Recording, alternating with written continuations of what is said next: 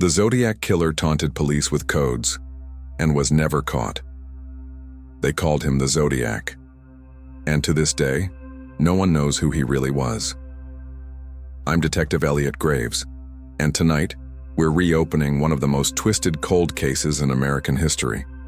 Not just because it was brutal, but because the killer didn't hide. He laughed, he bragged, he left clues right in the open, and vanished without a trace. Now, before we dive into the Zodiac's chilling letters and unsolved ciphers, hit that like button if you're drawn to real-life mysteries, and don't forget to subscribe. There's more where this came from, and I want to hear your theory in the comments. Who do you think the Zodiac really was? Let me take you back to the summer of 1969. California. The air was thick with tension, political protests, war, cultural revolutions, and then the first letter arrived. It was typed, cold, precise. Inside were spelling errors that seemed intentional, and a cipher, a cryptogram, but not just a code, a challenge. "This is the Zodiac speaking," it read. "I like killing people because it is so much fun." He demanded the newspapers publish the cipher on the front page, or he'd strike again. And they did. The San Francisco Chronicle, San Francisco Examiner, and Vallejo Times-Herald all printed it, and people tried to crack it. Teachers, cryptographers, even high school kids. Eventually, one couple, a school teacher and his wife, solved it. The message was chilling. A rant about collecting slaves for the afterlife. But there was no name, no identity, nothing solid. Just madness, disguised as mathematics. Over the next few years, Zodiac claimed responsibility for at least 5 confirmed murders, likely more. He killed young couples in lovers' lanes. He shot them, stabbed them, even wore a medieval-looking black hood with a white crosshair symbol on it. It looked like something out of a horror film, but this wasn't fiction. The killings were gruesome, but it was the letters that haunted investigators more, each one more taunting than the last.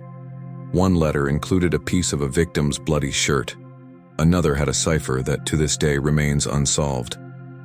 Over 50 years. Experts from the NSA, FBI, and cryptology forums have tried. Nothing, just silence. I've read every letter, every report, every autopsy, and I've spent decades wondering, why the ciphers? Why the games? The answer, I believe, lies in control. Zodiac didn't just want to kill. He wanted to manipulate, to humiliate the police, to watch the public panic while he moved in plain sight. There were suspects, of course. Arthur Lee Allen, Rick Marshall, Lawrence Kane. Each had quirks. Some had criminal records. Some even matched partial witness descriptions. But there was never enough evidence. No confession. No confirmed DNA. Nothing concrete. One suspect, Allen, died in 1992. After his death, they tested his DNA. It didn't match the partial profile found on one of the envelopes. Another dead end. And then silence for decades. Until 2020, a group of amateur code breakers called the Case Breakers announced they had solved the infamous 340-character cipher. It read, "I hope you are having lots of fun in trying to catch me. I am not afraid of the gas chamber.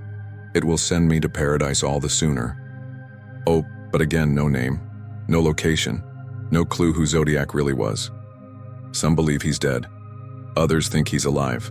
An old man watching YouTube videos like this one, smiling every time someone says his name. And maybe, just maybe, he's reading the comments. So here's my challenge to you.